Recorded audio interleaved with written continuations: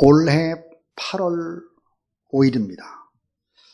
2020년 8월 5일에 뉴질랜드에서 20년 동안을 살다가 고국이 너무 그리워서 그래 고국으로 돌아와서 양평에 펜션을 짓고 운영을 하는 가족이 있었습니다. 엄마와 딸 그리고 3살짜리 손자까지 함께 펜션을 운영하며 살았는데 그날 산사태가 나서 하룻밤 사이에 모두 다 세상을 떠나고 말았습니다. 그곳을 다녀간 손님들은 참 친절하고 마음이 따뜻한 펜션 주인 가족을 기억하면서 안타까운 마음이었죠. 자, 그분들이 그날 밤 그런 사고를 당할 것이라고는 누구도 상상할 수 없었을 것입니다. 20년간 뉴질랜드에서 고국으로 돌아오기를 원했고 고국에서 남은 생을 복되게 살아야 되겠다 했는데 그날 밤 그냥 날벼락을 당하는 것입니다. 너무 갑작스런 장마비로 인해서 일어난 불행이었죠. 코로나19의 팬데믹의 상황도 마찬가지입니다. 이렇게 피해를 입고 속수무책으로 당할 수밖에 없었던 이유, 그것은 뭘까? 이런 모든 재앙이 갑자기 온다는 것입니다. 준비하지 않은 상태 속에서 찾아왔다 하는 것이죠. 그래서 재앙이 바로 그 피해가 클 수밖에 없습니다. 준비가 되어 있지 않은 것이지요. 여러분, 신앙생활이란 뭘까요? 준비하는 생활입니다. 나의 과거를 돌아보고 앞으로 될 일을 내다보면서 하늘의 하나님 앞에 초점을 맞추고 십자가 앞에서 내 삶을 바로 성찰하고 돌아보며 준비하는 것이죠. 오늘이 만약에 내 인생의 마지막이라면 나는 어떻게 살 것인가? 오늘 드리는 예배가 내 인생의 마지막이면 나는 어떤 자세로 예배를 드릴까 하는 거죠. 오늘 마지막 시대다 하는 생각을 할 수밖에 없습니다. 다니엘서 12장은 마지막 장으로 종말의 시대, 마지막 시대에 어떤 일들이 벌어질까 하는 것을 말씀합니다. 예수님도 마태복음 24장과 25장에 또 누가복음 17장에서 마지막 시대의 징조를 말씀을 했습니다. 근데 다니엘 12장 4절을 보냐, 다니엘아 마지막 때까지 이 말을 간수하고 이 글을 봉함하라.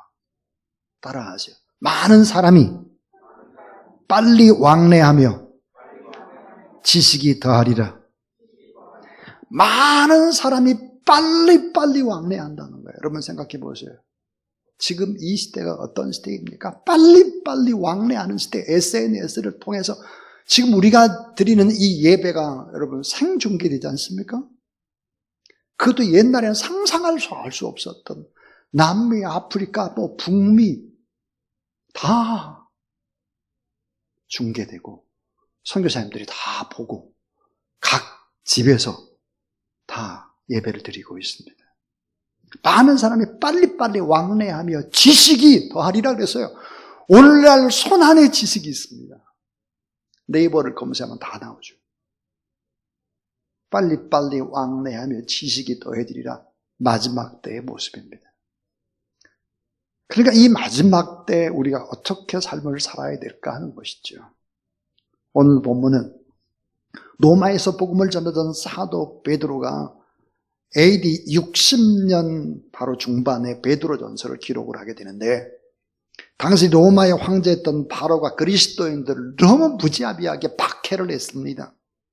이 박해가 로마의 전체로 확산이 되고 사람들이 이 위기를 어떻게 하면 벗어날까 해서 피해서 소아시아로 가게 된 것이죠. 오늘날 말하면 터키 지역으로 가게 된 것입니다. 이 소아시아 지역에서 흩어져 살고 있는 믿음의 사람들, 이 고난과 핍박과 환난에 빠져서 위축되고 두려워하고 있는 사람들, 이들을 향해서 소리치듯이 선포하는 것입니다. 기뻐하라, 오히려 크게 기뻐하라, 찬양하라, 기쁨과 감사로 뜨겁게 더 간절히 하나님의 살아계심을 찬양하라, 이렇게 하고 있습니다. 잠시 잠깐 동안 근심이 있을 수 있다. 하나님의 크신 능력으로 구원받고 보호받고 회복될 것이다.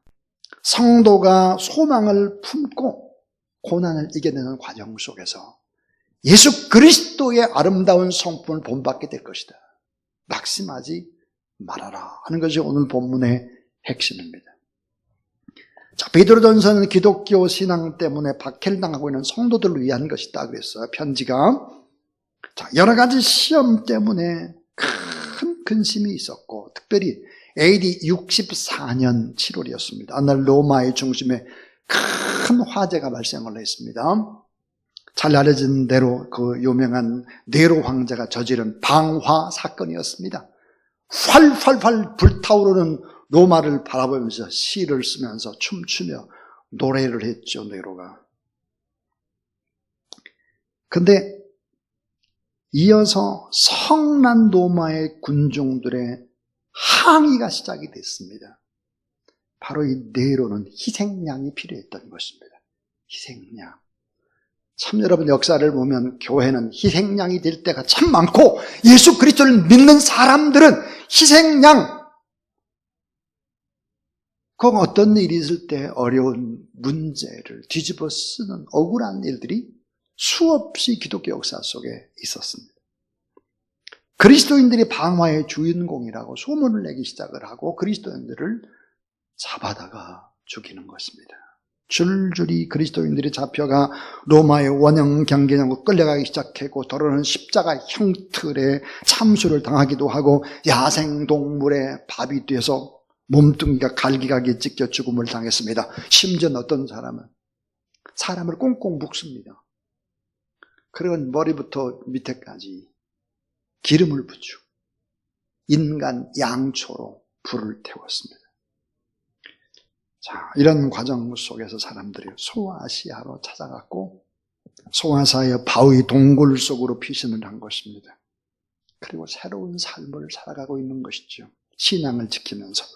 그래서 오늘 베드로전서 1장 1절은 이렇게 시작합니다. 예수 그리스도의 사도 베드로는 본도, 갈라디아, 갑바도기아, 아시아와 비두냐에 흩어진 나그네 그랬습니다. 흩어진 나그네. 여러분, 흩어진 나그네가 바로 헬라어로 디아스포라입니다. 흩어진 상태 디아스포라. 잠시 머물러 있는 거류하는 상태. 하늘을 사모하기 때문에 지상의 삶에 너무 집착하지 않고 살아가는 하나님의 백성들을 가리켜서 디아스포라라고 불렀습니다. 장막을 치고 텐트를 치고 살지만 하나님의 나라와 하늘의 뜻을 쫓아 사는 무리들, 디아스포라입니다. 모든 크리스찬은 누굴까? 디아스포라입니다. 로마에는 카타콤이라는 지하의 동굴이 있죠. 많은 사람 수백만이 죽어갔습니다. 이제 터키에 가면 갑바도기아라는 암굴 도시가 있는데, 이 거대한 바위를 뚫어가지고 만든 바로 이제 그런 곳에서 공동생활을 시작했습니다. 그러니까 로마의 카타콤과 사실은 터키의 갑바도기아는 비교가 되지 않아요. 갑바도기아가 훨씬 더 규모가 큰 곳입니다. 암굴 도시가 있고 거기에 교회가 있고 거기에 학교가 있고 그랬으니까요. 근데 오늘 주목할 만한 단어가 나오죠. 그게 바로 베드로전서 1장 3절입니다. 우리 주 예수 그리스도의 아버지 하나님을 찬송하리로다. 그의 많으신 긍휼대로 예수 그리스도를 죽은 자 가운데 부활하심으로 말미암아 우리를 거듭나게 하사 따라하세요. 산 소망이 있게 하시며. 자, 산 소망. 절망과 낙심의 분위기가 이 땅을 뒤덮고 있고 춥고 우울한 이야기가 가득한 이 세상. 코로나19와 긴 싸움을 하고 있는데 또 위기가 또 왔습니다. 여러분, 익숙함이 적이 될 수 있는 것입니다. 익숙함. 좋은 것도 익숙함이면 기대가 없어져 버리고, 나쁜 것도 계속 익숙해지면 뭐 또 되겠지라고 하는 이런 익숙함은 적이에요. 경제적인 어려움은 언제나 끝이 날 것인가? 우리는 미국과 중국 사이에서 샌드위치가 돼가지고 우리 대한민국의 앞날은 어떻게 될까? 저 북한 땅과 우리는 어떻게 해야 되나? 이런 문제에서부터 셀 수 없는 많은 문제가 있는데, 암굴 도시에 살아가는 갑바두게 사람들과 오늘 우리는 비교의 대상이 되지 않습니다. 훨씬 더 어렵죠. 이건 뭐 말할 수 없는 어려움이에요. 그런데 오늘 말씀 속에 산 소망이 나옵니다. 산 소망을 품고 낙심하지 말고 기뻐하고 감사하고 찬송하고 그렇게 살아야 된다라고 하는 거죠. 자, 산 소망이 뭡니까? 살아있는 희망입니다. 살아있는 희망. 부활하심으로 거듭나고 산 소망을 갖게 됐다고 말합니다. 부활이란 뭘까요? 다시 일어나다, 다시 살아난다. 근데 이 부활이라는 단어를 연구해 보면 다시 살아나는데 그치질 않고 새로운 생명력을 영원히 누린다는 것입니다. 그러니까 생생한 현실 속에서 날마다 살아 숨쉬는 소망의 삶들을 우리가 살아내야 한다. 그렇게 살아가야 하는 것이 바로 디아스포라의 삶이다라고 말합니다. 자, 디아스포라의 삶, 산 소망을 가지고 살아야 되는데 오늘 이 본문에 나오는 성도는 누굴까? 나그네 신분을 가진 디아스포라다. 그런데 우리는 기뻐하고 감사하고 찬송하고 고난 중에도 즐거워해야 될 이유가 충분히 많은 사람들이다라고 얘기하고 있습니다. 우리가 위기 속에도 생명력 넘치게 인생을 살아야 될 이유가 있는 사람들이다. 그게 왜 그럴까? 오늘 이 본문은 세 가지 얘기를 하고 있죠. 첫 번째입니다. 따라하세요. 부활하신 주님을 믿는 사람들이기 때문에. 자, 부활하신 주님을 믿어요, 우리는. 부활하신 주님을 우리가 체험했어요. 오늘 본문에는 천지개벽 같은 기적을 경험한 사람들, 다시 말하면 구원받은 사람들, 하나님의 자녀가 된 사람들, 하나님의 그 사랑 안에서 예수 그리스도 안에 다시 태어난 중생한 사람들에 대한 기적을 얘기하고 있죠. 미리 우리가 예정함을 받았다는 거예요. 그리고 또 택하심을 받았다는 그 중에서. 그래서 하나님 아버지가 미리 우리를 아셨을 뿐만 아니라 예수 그리스도의 피 흘려 죽으심과 성령의 인치심으로 우리를 거룩하게 했다는 거죠. 오늘 말씀에 보니까 3절에 보면 그 많으신 긍휼대로 그랬습니다. 그 많으신 긍휼대로 우리가 용서받을 수가 없었어요. 우리가 하나님의 자녀가 될 자격이 전혀 없었어요. 우리가 천국을 소유할 사람이 전혀 되지를 못해요. 그런데 그 많으신 예수 그리스도의 긍휼과 십자가의 죽으심과 부활 때문에 거듭나고 산 소망을 가지고 살아가는 기적의 사람들이다. 그래서 구원의 기쁨과 영광은 영원하기 때문에 기뻐하고 즐거워하라. 이렇게 권면하고 있는 것이죠. 전라남도 영암군 군서면에는 2개의 비석이 세워져 있습니다. 1950년 10월 7일 빨치산에 의해서 시상된 구림교회 성도들을 기리기 위해서 세워진 비석입니다. 이 빨치산은 지리산에 숨어 있다가 공격을 했습니다.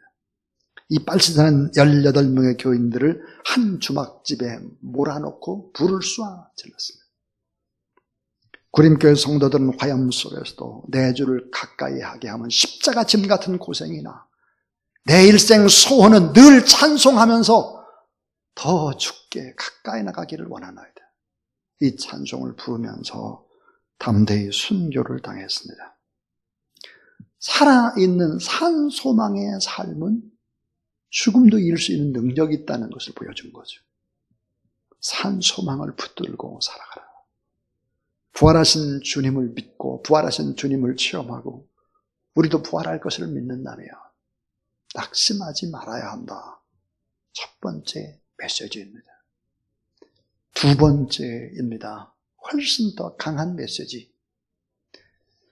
하늘나라의 영원한 기업을 유산으로 받았기 때문입니다. 하늘나라의 영원한 기업을 우리는 유산으로 받았다는 거예요. 성경에 많이 나오는 단어가 기업입니다. 기업. 삼성이나 현대나 SK나 LG나 이것만이 기업이 아니라는 거예요. 하나님의 나라라는 그 엄청난 기업을 우리에게 통째로 물려주겠다는 유산의 상속을 받은 사람들이다. 근데 기업이라는 단어가 히브리서 10장 34절에 오면 산업이라고 기록을 하고 있습니다. 히브리 10장 34절 너희가 갇힌 자를 동정하고 너희의 산업을 빼앗기는 것도 기쁘게 당하는 것은 따라하세요. 더 낫고 영원한 산업이 있는 줄 알미라. 그렇습니다. 우리가 이 땅에 삶을 살아갈 때 이 땅에서의 산업을 뺏겨요. 실패해서 다 잊어버리기도 하고. 근데 기쁘게 당했다는 거예요. 왜? 낫고 더 좋고 더 영구한 산업이 하나님 안에 있다. 오늘 전도서 1장 또 베드로전서 1장 4절을 보게 되면 이렇게 되어 있습니다. 썩지 않고 더럽지 않고 새하지 아니하는 유업을 있게 하시나니 곧 너희를 위하여 하늘에 간직하시는 것이라 그랬습니다. 자, 더 낫고 더 좋고 영구한 산업이 하늘에 있다. 지상에 있는 기업은 잃어버려도 우리가 희망을 포기하지 마라. 왜? 바로 또 다른 기업이 있다고 얘기하고 있습니다. 그 기업이 세 가지인데 하나가 뭐냐면 썩지 않는 기업, 그러니까 영원한 기업이에요. 또 하나 더럽지 않은 기업입니다. 더럽지 않은 기업, 거룩한 기업이라는 거예요. 여러분, 기업을 할 때 얼마나 어려운 일이 많아요. 기업끼리 경쟁하면서 어떤 한쪽은 어때요? 죽여야 합니다. 싸워서. 정말 피비린내 나는 전쟁이죠. 그러니까 사실은 기업을 잘 이끌어간다는 것이 이게 너무 어려운 일이지요. 더럽혀지지 않는 기업, 거룩한 기업. 또 하나는 쇠하지 않는 기업이다 그래요. 쇠하지 않는 기업, 불멸의 기업이다 그랬어요. 더 낫고 더 좋은 영구한 산업, 뺏기지 않는 산업, 흔들리지 않는 산업, 영원한 산업을 어디에 뒀느냐? 하늘에 뒀다는 거예요. 하늘에. 그래서 영원하다는 거예요. 이 땅에 두면 불안한 거예요. 이 땅에 돈 많고 뭐 하면 다 뺏기고 불안하다는 거죠. 근데 이 하늘에 간직한 우리가 맡게 되는 기업은 어떤 기업이가 흔들 수가 없고 부도 날 수가 없고 코로나19와도 끄떡이 없는 기업. 하나님의 능력으로 지켜주는 기업. 하나님이 이 기업을 우리에게 주었다는 거예요. 그래서 낙심하거나 절망하지를 말라. 천국의 소망을 가지고 있다면, 하나님의 나라를 바라보고 있다면 영원한 기업을 유산으로 우리가 받기 때문에 잠시잠깐 나그네로 디아스포라로 삶을 살아갈 때 그것에 너무 집착하지 말아라 하는 것입니다. 근데 더 중요한 이야기 하나를 하고 있습니다. 자, 중요한 강도가 점점 세지는데 이 세 번째로 중요한 게 뭘까? 그러면 하늘의 소망만 두고 이 땅의 삶을 적당히 살면 되느냐? 천만의 만만의 말씀입니다. 그게 아니에요. 이 세 번째는 오늘의 시련이 더 큰 유익을 가져오기 때문이다 하는 거예요. 오늘의 시련이 더 큰 유익을 가져온다. 더 큰 유익.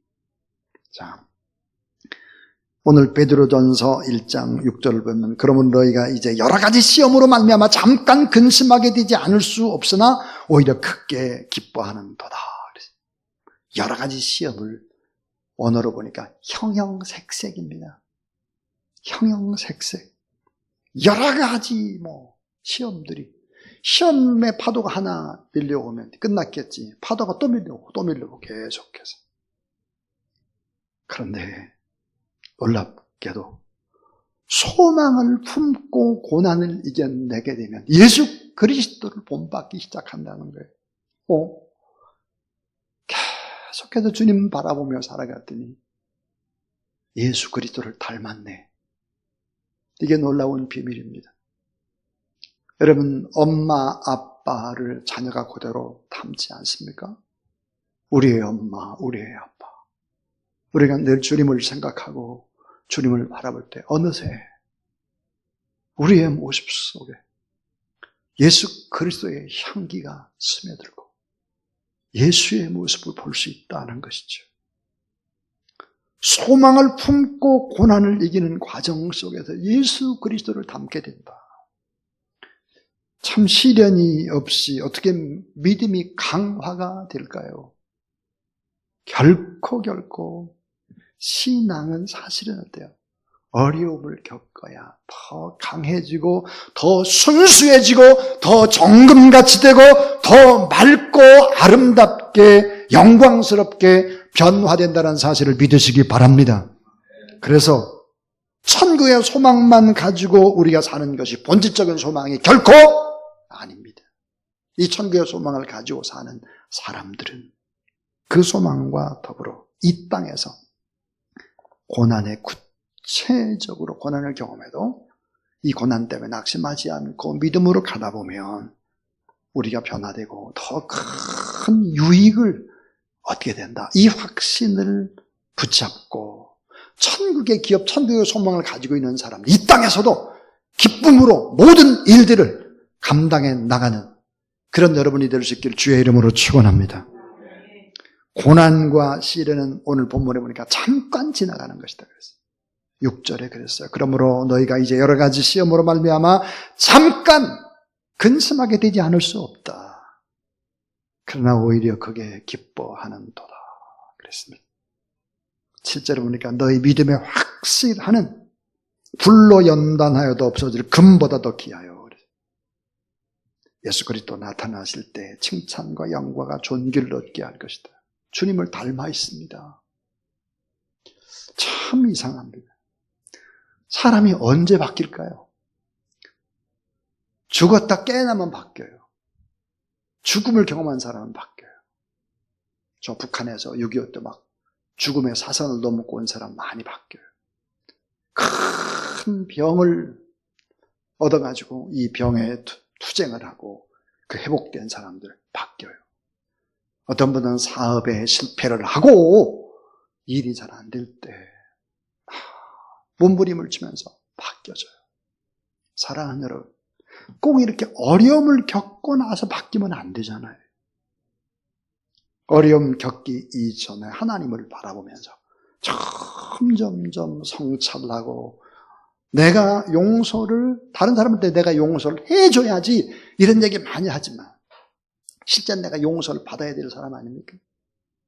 이렇게 하나님 앞에 살아가다 보면 시련의 끝에 오는 영광, 시련의 끝은 영광이다 하는 것입니다. 악마의 우두머리가 인간 낚시 대회를 열었대요. 악마들이 앞다투어서 인간 세상으로 낚시들을 떠났습니다. 저녁 때가 되자 낚시를 떠났던 악마들이 낚시 바구니를 들고 들어왔어요. 그런데 어떤 한 악마의 바구니에는 꺼내도 인간이 끝없이 나오는 거예요. 우두머리 악마가 이렇게 물어봤다고 합니다. 야, 너 도대체 무슨 미끼를 쓴 거냐? 어떻게 이렇게 많이 낚았냐, 인간을? 그랬더니 대상 수상자 악마가 대답하기를 저는 포기라는 미끼를 썼습니다. 포기.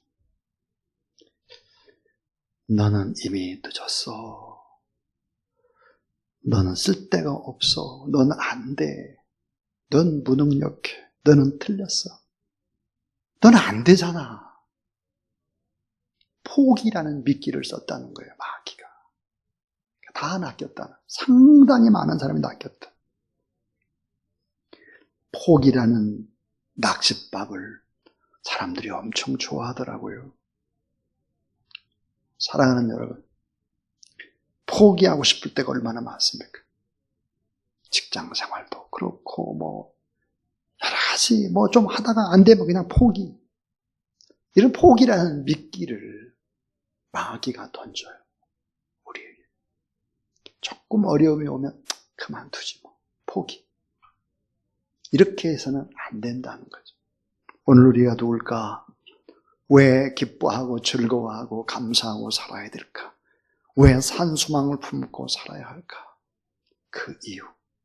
우리는 부활하신 주님을 믿는 구원받은 새롭게 태어난 사람, 부활의 주님을 체험한 사람, 구원받은 하나님의 자녀이기 때문에 하나님의 자녀는 영원한 하나님의 나라, 그 나라의 기업, 유산, 산업이 우리에게 있기 때문에 썩지 않는 기업, 더럽지 않는 기업, 쇠하지 않는 기업을 우리에게 다 예배해 놓고 있기 때문에 더 중요한 것, 오늘의 시련 어려움이 우리를 망하게 하는 것이 아니라 더 큰 유익을 가져오고 우리의 모습이 점점 예수 그리스도의 모습처럼 바꿔지게 된다고 하면 이 시련이 어려움이 와도 낙심하지 않고 포기하지 않고 산 소망으로 기뻐하며 감사하며 나가는 그런 여러분의 삶이 될 수 있기를 주의 이름으로